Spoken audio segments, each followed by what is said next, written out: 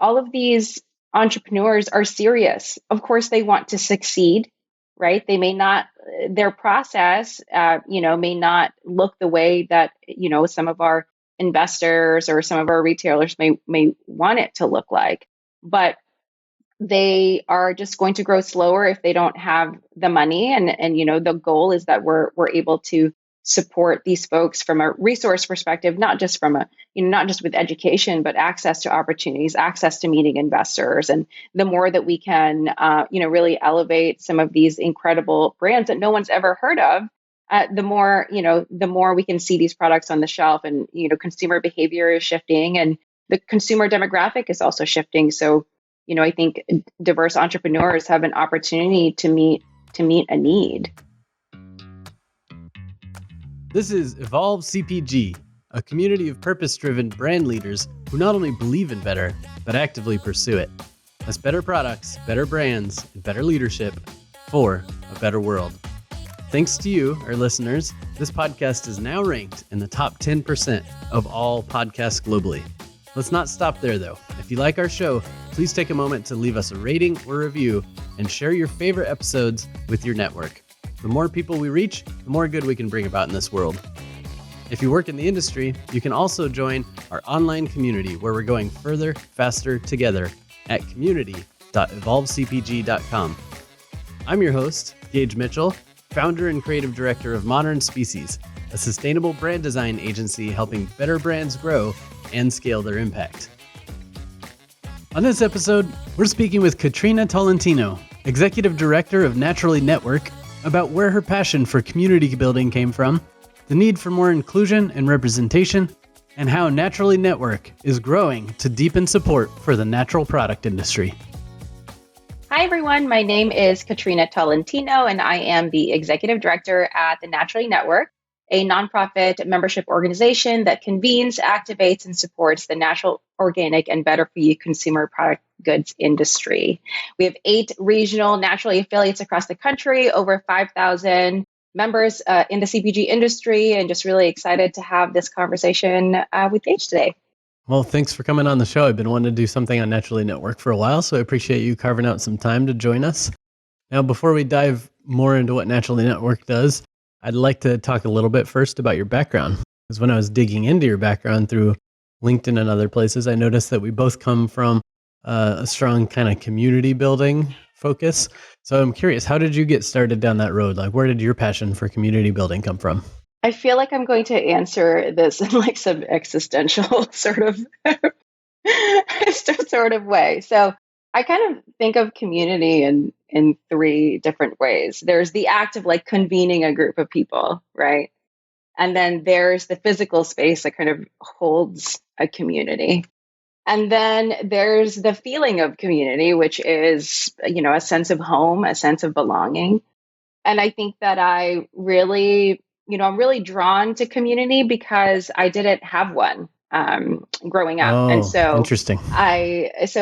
My family moved to Austin when I was 9 years old. We were, an immigrant family, and between culture shock and just kind of trying to survive, I think that, we had our familial community, but there was just a lot of things to work through to try to kind of figure out my life here in America. So I think I never really felt like I belonged anywhere, or I wasn't enough of something, or I wasn't, I was like a puzzle piece that didn't quite fit somewhere.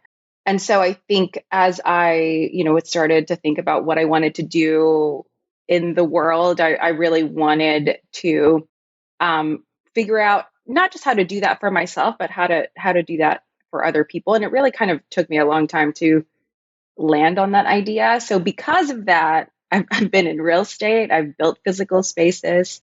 All the organizations I've led up have been community based. And so when I think about that work, it's really kind of bringing people together for an anchored purpose and really unlocking resources for others to help them succeed in whatever way that means at the time. And I think even now I'm still, a big part of it is I'm carving out like a sense of belonging, also for myself, and to, really kind of bring others with me as I do that. So it's both uh, something I'm passionate about, but also I think it really serves a personal purpose as well. I like what you're saying. I mean, you're essentially the community didn't exist, so you went out and built it yourself. I mean, that's similar to the what drives me, I think, building community. I moved around a lot, and when I moved to new cities, I wanted to kind of meet Same. some new people in that city. And Yes. when there was no community there, I just thought, well, I guess I'll just start one. So, yeah, I guess you just kind of go out and build the community you need, assuming other people will probably need that community too.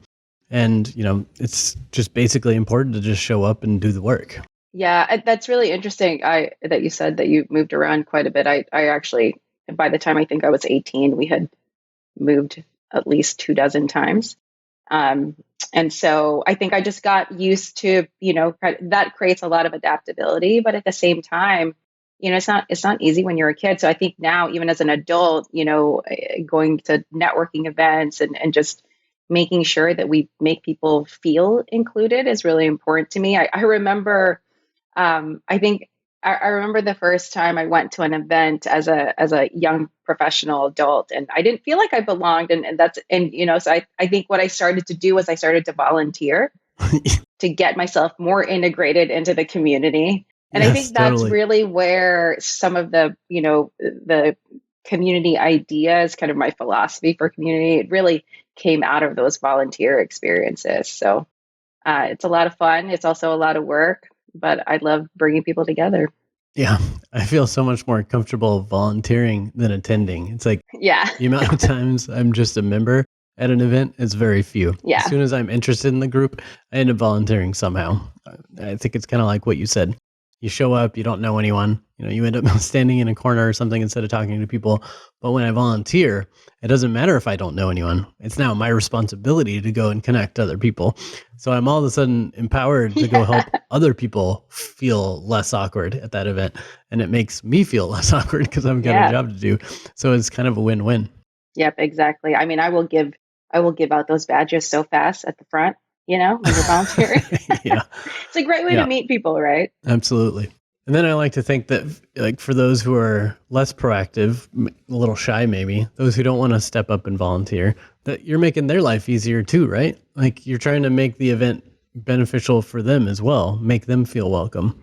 Like, I don't know if you're the same way, but as a community organizer slash leader of some of these Yeah. communities at times, I would often get like anxiety if the volunteers are all over there huddled in a corner talking to themselves in their little clique. And then there's these new people trying to be part of the community and not knowing who to talk to, just standing there alone, staring at their shoelaces. And I would just go over there up to the volunteer clique and say, like, hey, look, there's new people, go talk to them. Like, it's just trying to make people like me who, might feel a little awkward at an event feel like they are welcome and that they do belong. Yeah, and honestly, for me, even at at events, even in this role that I'm in, I'm not always comfortable at events because a lot of the times there aren't a lot of people that look like me, and so I think one of the things I like to keep an eye on when I am at an event, I kind of make it my job to help foster connection. So oftentimes, being in these community organizer roles, you really get to know the membership, the things that they might be needing, and kind of timely obstacles that they may be facing. And so oftentimes I'll walk around an event and say, oh, you need so and so, and you have so and so, let's you guys should talk. And then I just kind of silently walk backwards, let them let them get to talking. But I think that fostering that is a really important role from a community organizer perspective. And I can help take the heat out of the awkwardness. Also, I can be awkward for them. Yeah, kind of absorb the awkward. Yeah, Yeah. yeah, yeah. Yeah, I've noticed that it's almost more important in online communities. So I've done a lot of offline, local, in-person community stuff, and it's slightly easier for people to connect in those environments because maybe you're having a drink to loosen up, and you just by proximity bump into somebody and start a conversation, and then you find out you have something in common with them. But in online spaces, it's harder to bump into people. Like, you might not even be online at the same time, and so like small talk kind of stuff that builds the relationship is less likely. Maybe you need to like follow them on a platform like LinkedIn for 3 months or something before you feel comfortable even commenting on their post. Whereas at an event, like a physical event, it's a little bit easier. Like there's still that tension of not wanting to be the one who starts the conversation and then feel awkward that they're, maybe too busy to respond or something.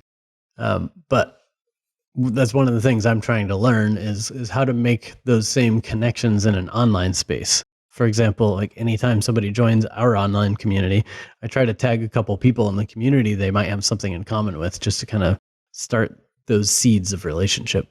Yeah, definitely. I think in those moments, particularly in a virtual environment, it is you have to create the environment for connectivity, right? And oftentimes you have to lead with the vulnerability, or if I'm sure you'll hear me say this if anytime you ever see me at a public speaking anything, whether it's virtual or in person.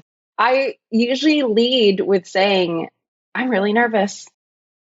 I mean, I think before you hit record, I said that. I think the acknowledgement of that also helps take the tension out of the room, because there are a lot of other people that are also nervous, virtually or not. And so sometimes it takes a little bit of that human element to help everyone else feel comfortable. And I'll be the first person to, kind of shine a light on my mistakes when I fumble on my own words, or, one Yeah. time I was speaking somewhere and I fell off the podium, which Oh, wow, really?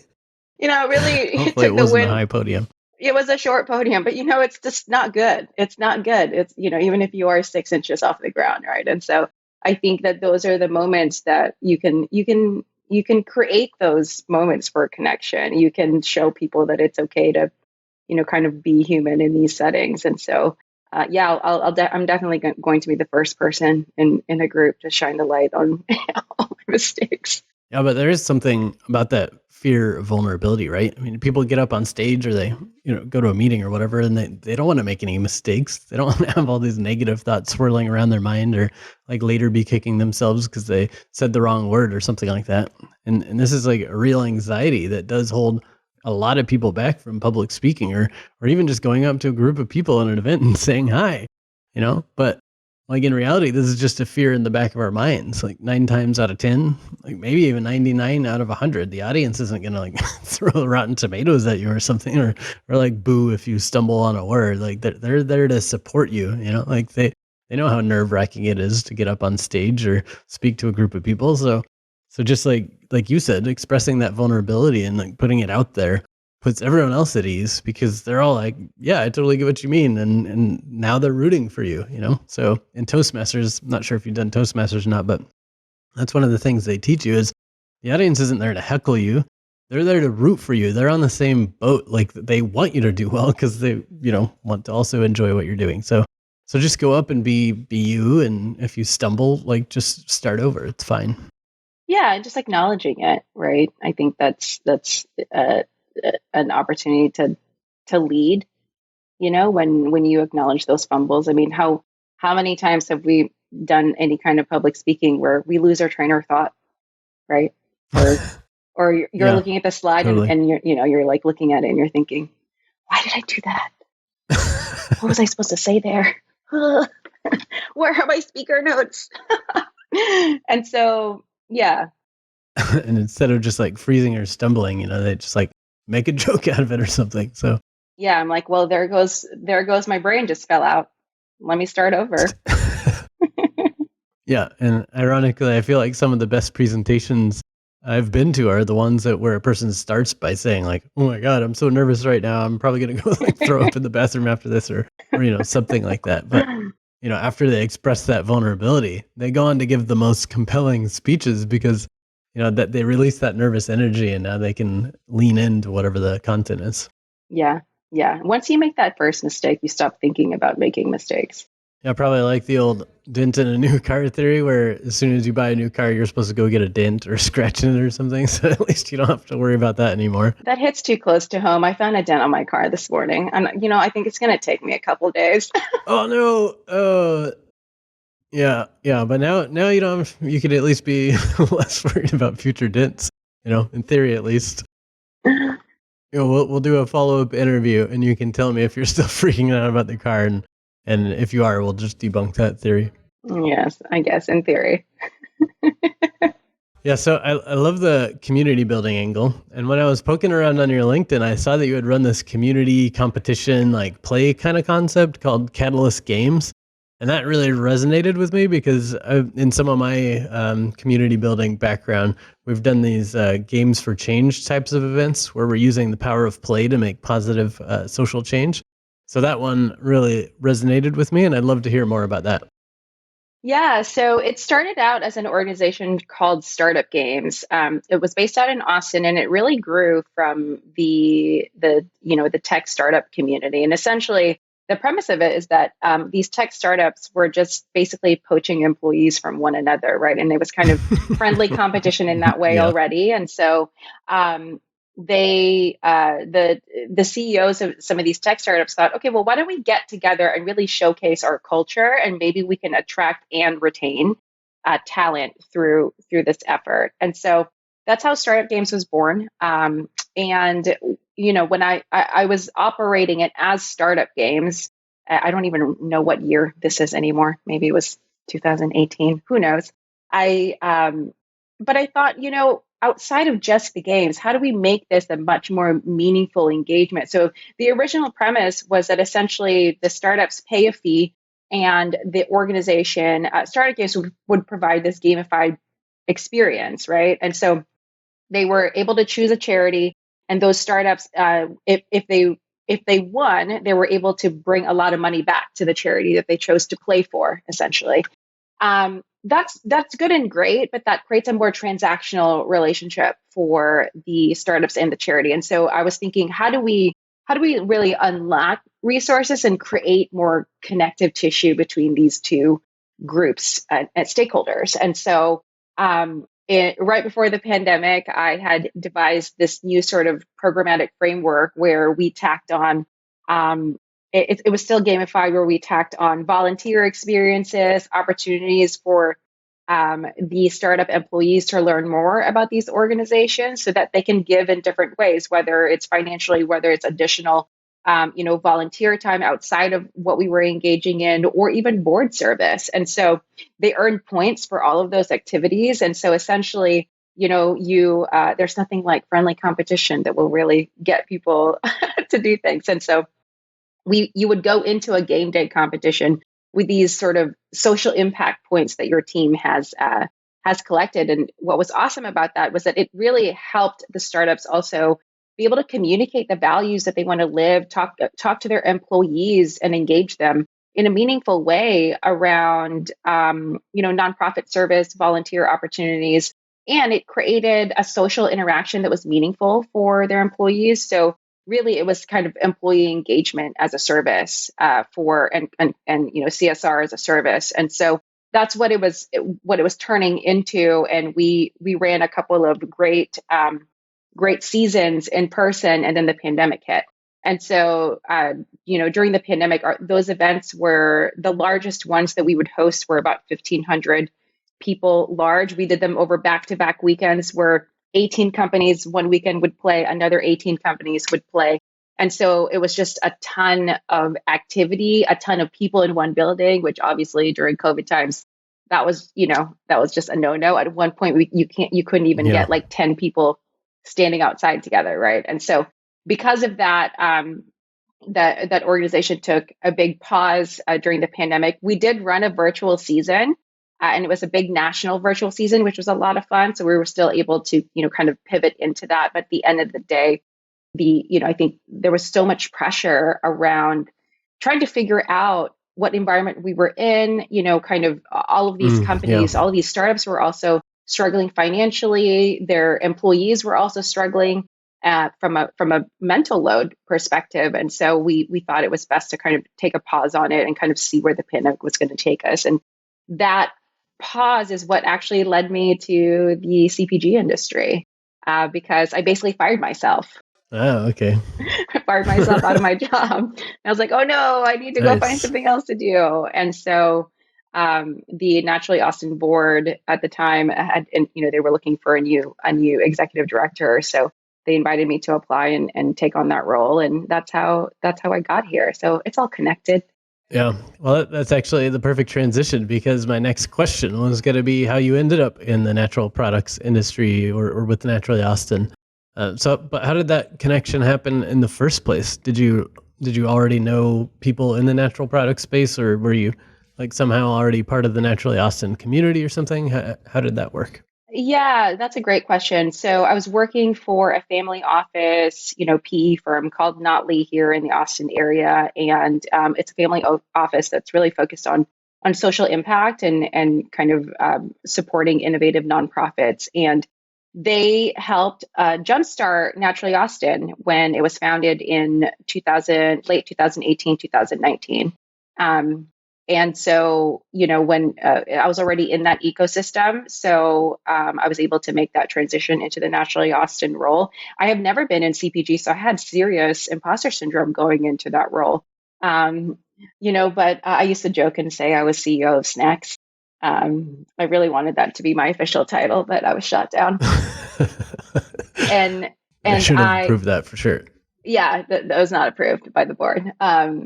But the transition, I think, essentially business problems are business problems. And so, even though I haven't been in the industry, it was just kind of a matter of learning the language. And so I think the lens that I've kind of bringing into my current role now at the Naturally Network is, since I am newer to the industry, it's the lens of how do we create more inclusion. There are so many new entrepreneurs. There's so many new professional opportunities in consumer packaged goods that as a community, how are we building that into our processes and kind of how people experience us. Yeah, I mean, like you said, business is business, but also community is community, right? So, Hmm. like, I've been involved with slash helped lead so many different communities across different categories like CPG, design, social impact, food and beverage. Like, if you even help run beer festivals or Hmm. just random stuff, like I'm actually on my neighborhood HOA. So community is just community, but it has Yeah. kind of the same basic recipe, and you can just kind of take a recipe of creating places for people to connect and helping them find their commonalities and then getting them to all do something together so that they have a sense of accomplishment or whatever. But like there's formulas that you can apply no matter what industry you're playing it to. So like your previous community building experience definitely translates into this industry. And on that note, like one of my favorite things about being a designer is that each new client I work with, I get to learn something entirely new, like a new product line, a new business model, a new category or something like that. So I imagine there's also a little bit of um like it's fun for you to move into a new industry and get to learn something new about that space. With that said, as an executive, I realize you don't have to know all the nuances about the industry you're working in because your job is mainly to keep the organizational machine kind of running smoothly, right? So there's still no like hard pressure or whatever for you to know everything about the industry. You just bring your skills over to this new organization. Yeah, and all of our affiliates, Naturally Network is a newer organization. It's the formation of it's really interesting because there were naturally affiliate cities that were born first. So Naturally Boulder was the first really kind of affiliate, and they started, I think it was 17 years ago. And then in 2013, I believe Naturally North Bay came next. And then the rest of the affiliates, the other five or so affiliates came on in 2018. And so I think the growth of kind of this affiliate ecosystem was the kind of the forcing mechanism for Naturally Network to be born. And so the role that we play as kind of the connective tissue between these affiliate regions is to support the success of these regions, support the success of their members, and so there's some ways that, there's a lot of operational things that we can scale.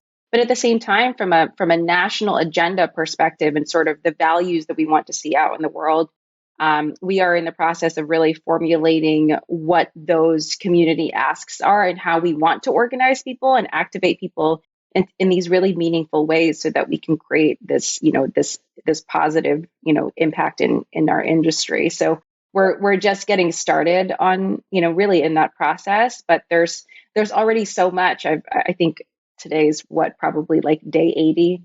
on the job, but we've done quite a bit in just a short amount of time, and we've got some big announcements coming up here in the next 2 weeks or so, and another set of really big announcements coming in early September. So yeah, I can't wait till we get to that point. Well, speaking of accomplishments, I know that you said one of your goals with Naturally Austin was to create a more inclusion. And I think I read somewhere that you were one of the champions behind the Women in CPG Summit recently. So I guess, first of all, is that correct? And was that while you were in the Naturally Austin role or while you were kind of taking over the Naturally Network role? Yeah, I think that what's really great about the Naturally Network ecosystem is that programs can be piloted at the affiliate level and can then be raised up as a national program. And Nice. so there's two programs that really kind of grew well, I cannot talk grew out of Austin. And so one of those is the MO Fellowship, which is our minority owned fellowship program. Austin is running its second cohort now, and by the end of this cohort, which ends in just 2 or 3 weeks, that program in the last year and a half will have served almost 100 founders of color, which is incredible. And so I've That's had, awesome. prior to even taking on the network role, I had big dreams of how do we scale that as a national program, because people of color exist everywhere. And so not all of the affiliates may be ready to run a fellowship program. And so I thought, from a national perspective, I would love to scale that next. And so that's one of the things that I recently did. Just 2 weeks ago, we launched the applications for the National MO Fellowship. And then Women in Nice. CPG was an event that happened in Austin. It was fully virtual because, again, we were, kind of at the height of Delta at the time. But to no surprise, I think when you're talking, when you're looking at your community, there's also these subsets of groups of people within the community that want to get together. And, the Women in CPG piece was, women in our community in Austin were reaching out because they wanted to get together. So that was a big, kind of one of the biggest ways that we've brought the community together. And it was really exciting to see. And that went so spectacularly. The energy was unbelievable. We connected with about 300 women at that virtual summit for the first time in Austin. And this past year, in 2022, we elevated that as a national summit across all the regions, bringing together 1,000 women across the ecosystem. And I think what's really important to see are the stories, right? I think you see so much success. You see all of these. I think sometimes it's just harder to relate to the success that you're reading about, and you're not getting to some of those personal nitty gritty stories of the journey. So this was a great opportunity Yeah. to do that. So and we heard stories from women that don't always get featured. We heard stories from women that from a more personal development outlook that really impacted how they lead in their organization. So there was just some great things elevated as part of that summit. Yeah, that's amazing. I mean, I was super excited to see that popping up, and I hadn't even heard about the MO fellowship, the minority owned fellowship, but that sounds awesome as well. I mean, because this industry definitely has some problems with inclusion historically. Like, let's just say you go to Outdoor Retailer Show or Natural Products Expo West or whatever, and the number of white men getting all the accolades, all the opportunities, all the funding, all the whatever is just ridiculous, So anything we can do to shift the focus a bit and make the people outside of that like male or white male persona feel welcome in the community and give them more equal access to opportunities, more connections, more funding, more everything. I think that won't just benefit those people, but it will benefit the entire industry as a whole and therefore the world. I mean, that's actually part of why I'm doing this Evolve CPG thing, is that I believe that if we can fix the system, the invisible systems or whatever that flow around the product industry, which is like agriculture and logistics and shipping and so many other things, that like if we fix this industry, it'll ripple out across all those other industries and make everything better as a whole. And I think it was the book Drawdowns that listed, I want to say, like the top ways to reduce climate change, and 7 of the 10 ways I'm pretty sure had something to do with food or the food systems, right? So there's so many ways we can make impact as an industry, but one of the things we need to do it for the industry and to make those changes is to make sure we're being more inclusive for sure.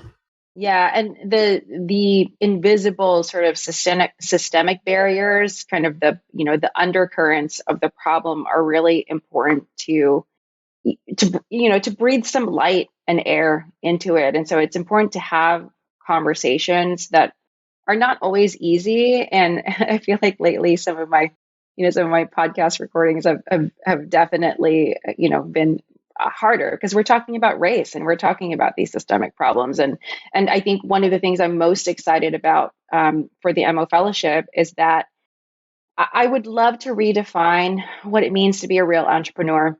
I think that I've had some recent conversations with fellows from last year's program, for example, where they've given me some feedback that they've received from others, where maybe someone has made them feel like they're not a real entrepreneur because they have a full-time job. But I mean, really, that full-time job is helping them fund their dreams, and they can't raise their friends and family around because they don't have friends and family that they can unlock a couple $100,000 from, right? And that's a real issue. And so I would love to also tell more stories around these incredible entrepreneurs and elevate them in a way that they're more visible in the community. I think one of the things that when we first launched the fellowship in Austin, someone told me that they were really surprised that there were that many Black people in CPG. Yeah. And it's not like they didn't exist. It's just that we don't speak the same language. And what I mean by that is, even from an industry perspective, when we say CPG founder, the term, the acronym CPG, if you're not already in the industry, you may not be using that term. Even the term founder, Yeah. right? It's some people may not speak that language. They may refer to themselves as a small business owner versus a startup. And so that language matters. And so I think how we invite people in, where we go to find them, and beyond just inviting them in, facilitating their experience is really important. And that's really kind of the goal of the fellowship, is facilitating their experience, facilitating their access to opportunities, and helping them build confidence to navigate the resources. Because the more confidence a founder has, the more likely they are to ask for help or to admit that they don't know something. And so normalizing that through the program is something I'm kind of just really passionate about. Love it. Yeah. You can see I'm totally drinking my Kool-Aid. Yeah. Yeah. Well, I mean, you start programs around areas you care about, and then you get to actually make impact in areas that are important to you, So Yeah. you should drink your own Kool-Aid because that makes you a better community leader, right? But you probably already know Jessica Thomas of Curate 360. I assume just because, it's somewhat related to the MO fellowship work, but her whole focus is around minority-owned entrepreneurs getting connected into retail opportunities, because a lot of the things you were just talking about, there's difference in language being spoken, different terminology, different understanding of the systems on like both sides. Like the retailers don't know how to work with some of these early stage startups at all, and some of these entrepreneurs don't know the first thing about retail. So there's and there's other groups like Alley Ball with Retail Ready helping people with this problem. But with the Curate 360, the whole focus is on helping build that bridge for minority owners so that they can get more equal access to the opportunities that other folks are getting handed to them like pretty easily with barely even trying. So I'm hoping to have her on the show sometime soon to talk about that. But again, it's also important just because everyone is facing different barriers. Like I laugh when I read these stories about some quote unquote successful entrepreneur who like is saying that their secret sauce was just that they hustled harder than everyone else, when then you read the fine print and realize that they actually got $5 million in funding from family and friends to get their business off the ground. And, it just kind of makes you laugh because, like you said, there are people out there working full-time jobs or even multiple jobs to fund their side hustle to like make this entrepreneurial dream or vision like become a reality. And they're doing it from scratch. They don't have the family money. They don't have the financial track record or funding. They don't have the friends and venture capital who can fast track them in the process. It's just, there's all these barriers put in front of them. And I get frustrated about it, but I also just have to laugh at the people who think they were self-made when they really just had all the opportunities in the world handed to them on a platter. Yeah, and I have so much respect for the entrepreneurs that are launching, a company, a CPG company. I think especially if you're new to the industry, there's so much to navigate, right? There's so much lingo to navigate, and depending on how you want to sell and where you want to be and what region you're in, and what your product is, there's no template for it necessarily, because what your product is and how you want to get it to the consumer is kind of, can be a little bit different. I think there's processes that you can learn. But I think that one of the things that really, that it really gets on my nerves is all of these entrepreneurs are serious. Of course, they want to succeed, right? They may not, their process, may not look the way that, some of our investors or some of our retailers may want it to look like. But they are just going to grow slower if they don't have the money, and the goal is that we're able to support these folks from a resource perspective, not just from a, not just with education, but access to opportunities, access to meeting investors. And the more that we can really elevate some of these incredible brands that no one's ever heard of, the more we can see these products on the shelf. And consumer behavior is shifting, and the consumer demographic is also shifting. So I think diverse entrepreneurs have an opportunity to meet a need.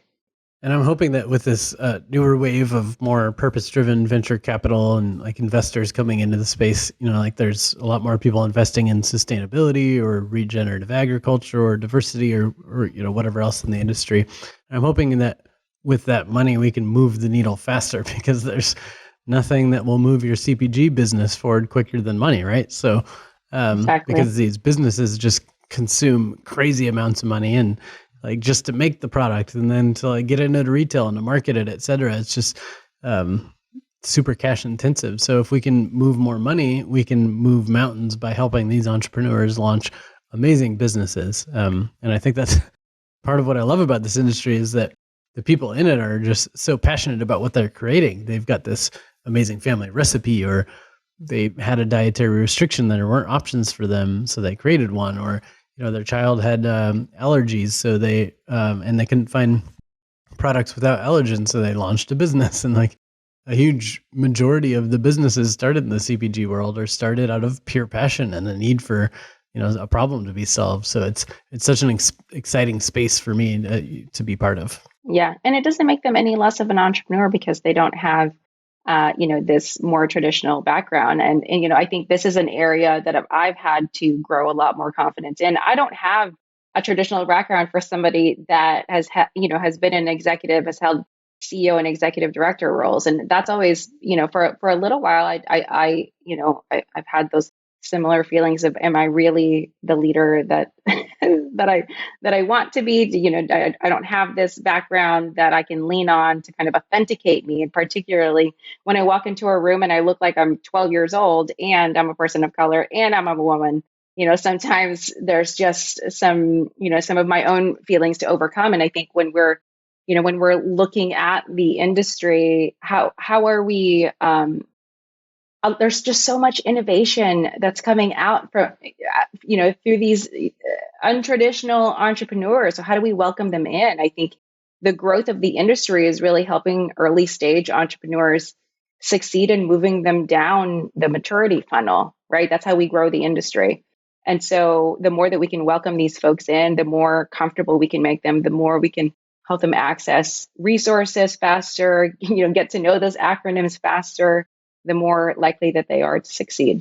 Absolutely. And I think that's part of the power of Naturally Network. And we've talked a little bit about what Naturally Network is and some of the, I don't know if you call them like chapters or groups or something like that, but just to make sure that people listening know what it is and how to use it as a resource.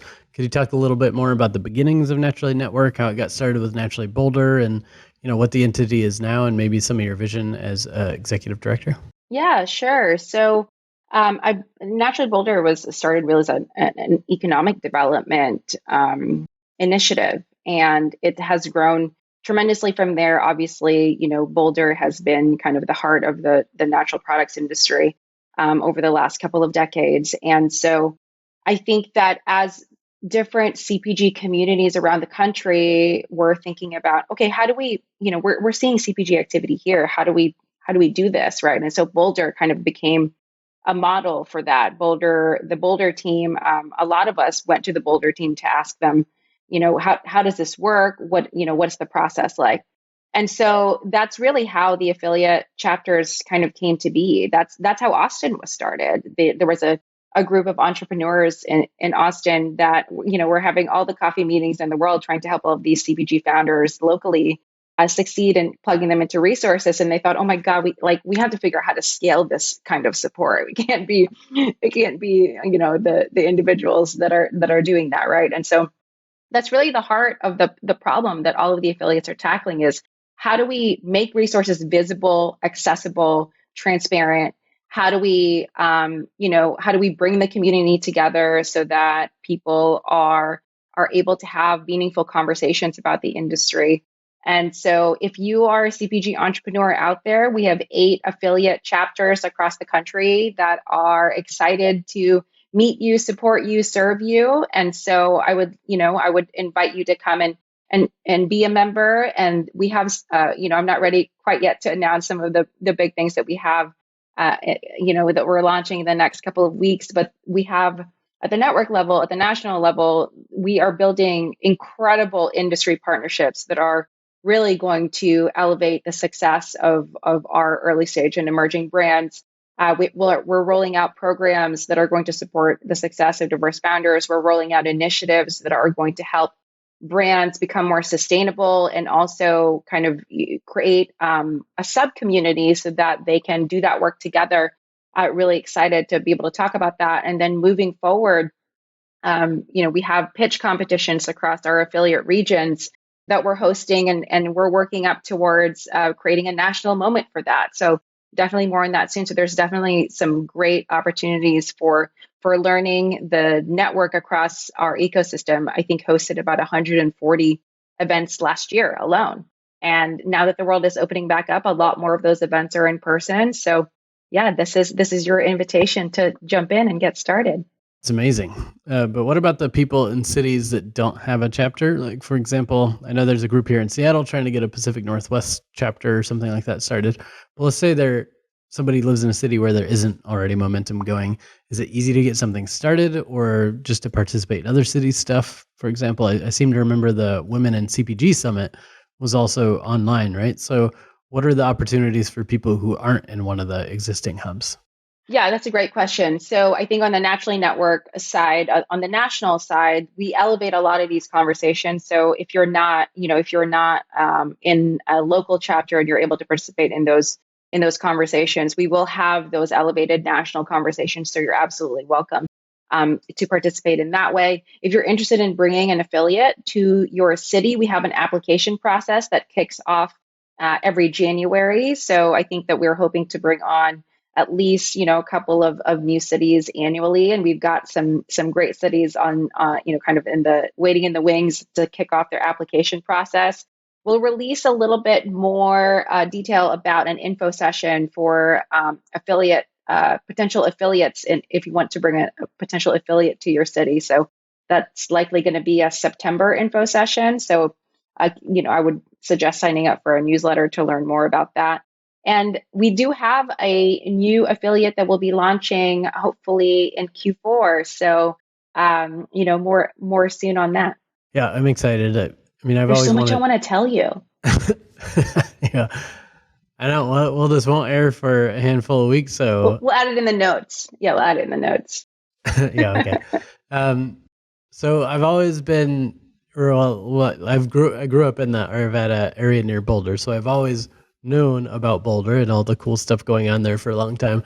But everywhere I've moved, there hasn't been as strong of a natural products community, so I participate more nationally, like Expo West, or even regionally, like Provender Alliance, Organicology, etc. But so I'm personally really excited to get a chapter going in this area and for the movement that's kind of happening up here, because I've always been jealous of places like Portland, Boulder, the Bay Area, and such that have such tight communities where people are all working together, staying connected, and helping kind of rise the tide for all CPG boats, so to speak. But I love the kind of community building where people are all there to support each other, you know? And that's why I started Evolve CPG. It's like to connect the people who care about impact and sustainability and help each other grow our brands so that we can scale our impact. But anyway, there's so much great community going on, some locally in cities that I'm jealous of in the B Corp community or national product community. But I'm also really excited, therefore, about your expansion and excited to see it growing beyond a few chapters into this whole network system. And I can't wait to see where it grows from there. With that said, since you're pretty tapped into the CPG industry now, and you know where Naturally Network is heading, what do you feel like the future looks like for natural products in general? That's a big question. I think that right now,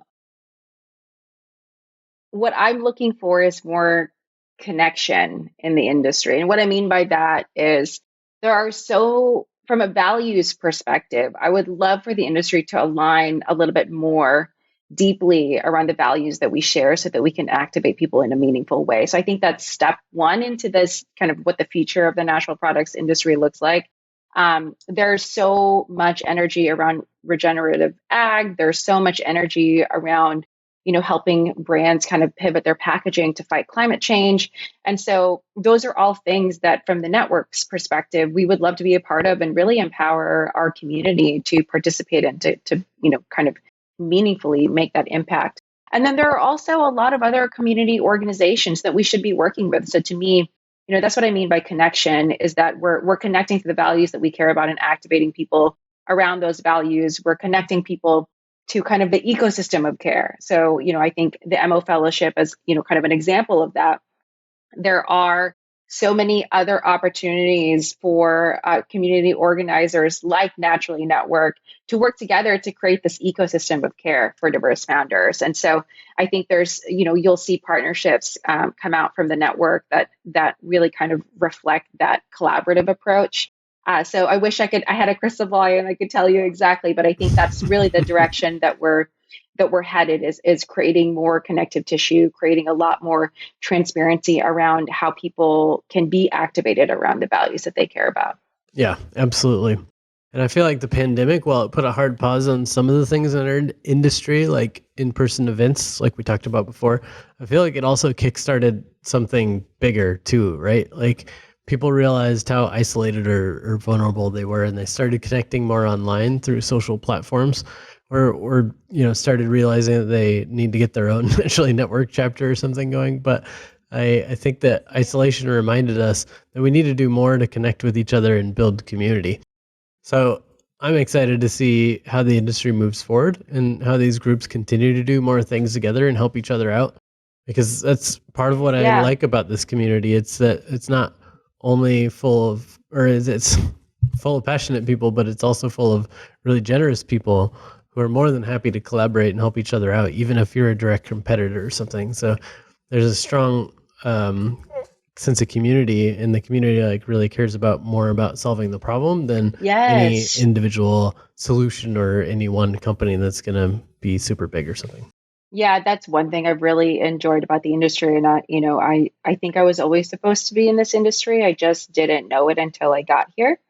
And now that I'm here, I definitely don't want to go. I definitely want to stay here forever and ever. And I think the pandemic, like you mentioned, there's so many new people in the community and they may not have found us yet, right? So, at Expo West, as an example, Carlotta from New Hope had mentioned that they had the most number of new brands on the floor ever, ever, ever.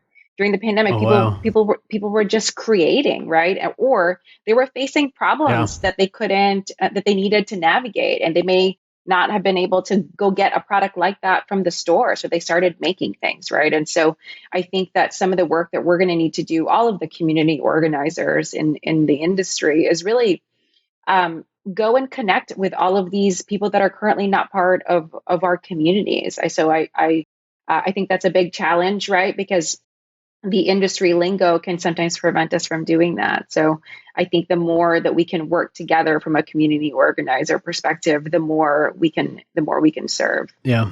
I love it. Power of community, right? Yeah, definitely. So I appreciate you taking the time out of your busy schedule to come and share a little bit about you and what you're up to and your background and all that. And I'm going to now put you on the spot here and ask you, Oh where no. can people go to find out a little bit more about you? Well, I'm laughing because right before we hit record, I was telling Gage that someone asked me that question the other day, and I immediately said, "Oh my God, why?" Yeah. I kind of panicked. I was like, no, don't learn about me. Just kidding. So I would head over to naturallynetwork.org to join our community, to find out more about our programs and attend our events. We've got an amazing lineup of events all the time, and there are member specific events, but there are also members or events that are open to the community. So I would definitely start there. If you want to connect with me personally, you can find me on LinkedIn. Always happy to help anyone that needs it. And we'll put those links in the show notes too. So if you don't want to have to type it up, you can just click on something. All right. But thanks again for joining us. I'm excited you came into this industry, and I'm excited to see all that you do either within this industry through Naturally Network or beyond. But thanks for joining us and for doing what you do. Awesome. Thank you so much for having me. This is a great conversation. Thanks for listening. If you'd like to learn more about Katrina or Naturally Network, go to naturallynetwork.org. Subscribe to our podcast and YouTube channel for more innovator interviews, expert advice, and leadership discussions. If you like this episode, leave a heart, thumbs up, or review, and share it with your colleagues. As an ever-evolving show, we also love feedback, so send us your thoughts or ideas for who we should talk to next to evolve@modernspecies.com.